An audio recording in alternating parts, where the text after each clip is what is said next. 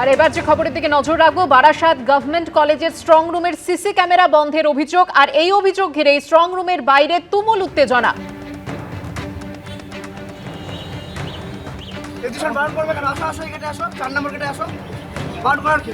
ছবিটা কল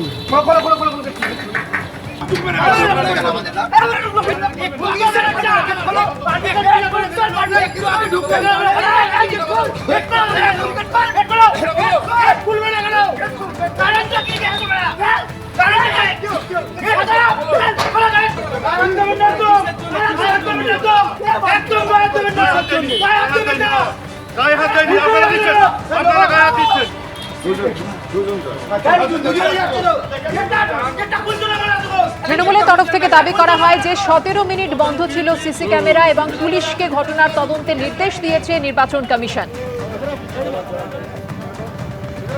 সমীরণ পাল আমাদের প্রতিনিধি রয়েছেন আমাদের সঙ্গে এই মুহূর্তে সরাসরি। সমীরণ, যে অভিযোগ উঠছে তারপর পুলিশকে ঘটনা তদন্তে নির্দেশও দিয়েছে নির্বাচন কমিশন, এই মুহূর্তে কি পরিস্থিতি?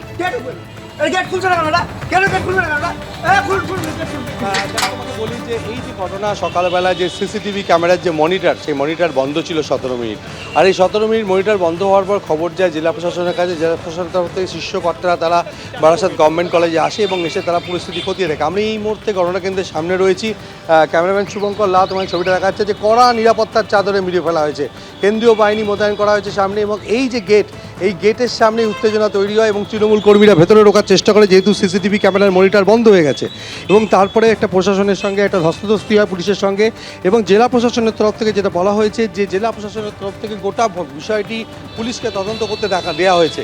কেননা যে গণনা কেন্দ্র এই বারাসাত গভর্নমেন্ট কলেজ, এবং সেই গণনা কেন্দ্রে, এবং তোমাকে যে ছবিটা শুভঙ্কর দেখাচ্ছে যে এই গণনা কেন্দ্রে 4টি বিধানসভা, বারাসাত, অশোকনগর, হাবড়া এবং দেগঙ্গা, সেই 4টি বিধানসভা কেন্দ্রের যে সমস্ত ইভিএমগুলো রয়েছে স্ট্রং রুমে, সেই স্ট্রং রুমের যে সিসিটিভি ক্যামেরার মনিটর, সেই মনিটর 8টা 5 নাগাদ বন্ধ হয়ে যায়। আর 8টা 5 নাগাদ বন্ধ হয়ে যাওয়ার পর 17 মিনিট বন্ধ থাকে। এবং বাইরের মনিটর কেন বন্ধ হয়ে গেছে এই নিয়ে উত্তেজনা তৈরি হয়। অশোকনগরের তৃণমূল প্রার্থী নারায়ণ গোস্বামী তিনি ছুটে আসেন। তিনি জানান যে দলের কর্মীদের হোয়াটসঅ্যাপ গ্রুপ মারফত তিনি জানতে পারেন যে এখানে সমস্ত মনিটর বন্ধ হয়ে গেছে এবং 17 মিনিট ধরে বন্ধ ছিল। তার ফলে একটা উত্তেজনা তৈরি হবে এবং বিজেপির পক্ষ থেকে অভিযোগ করা হয় যে তাদের যারা স্ট্রং রুমে যাদের পাহারার দায়িত্বে তাদেরকে ভেতরে ঢুকতে বাধা দেওয়া হচ্ছে।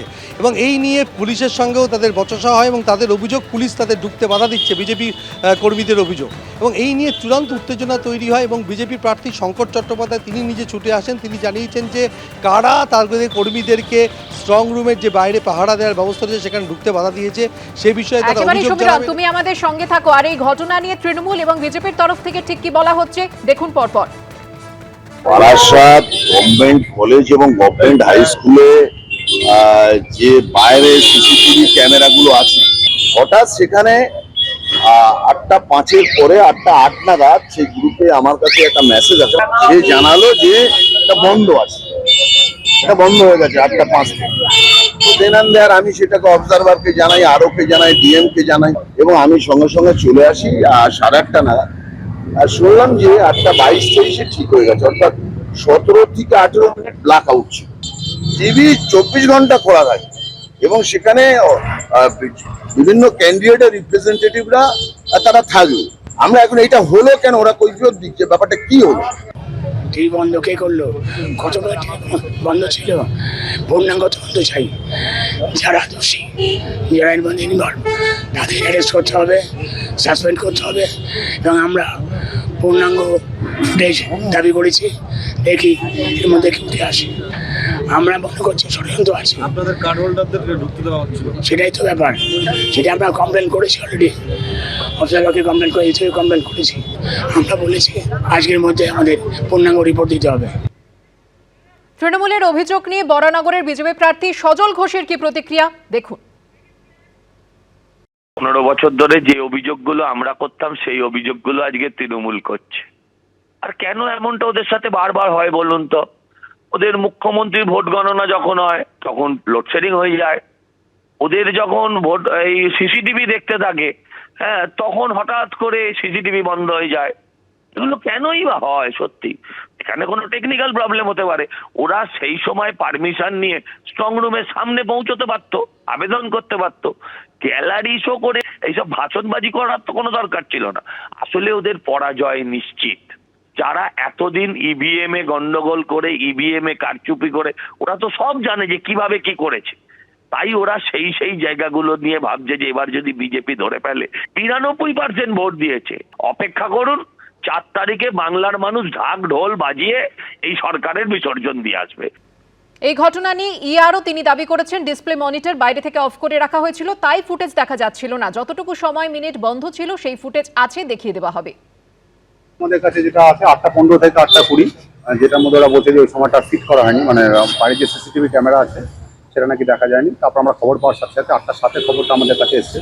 8:20 এসডিও স্যার নিয়ে চলে এসছেন, আমিও নিয়ে চলে এসেছি। পাওয়ার বাটনটা বন্ধ ছিল, পাওয়ার বাটনটা স্টার্ট প্রেস করার সাথে সাথে সব কিছু চালু হয়ে গেছে।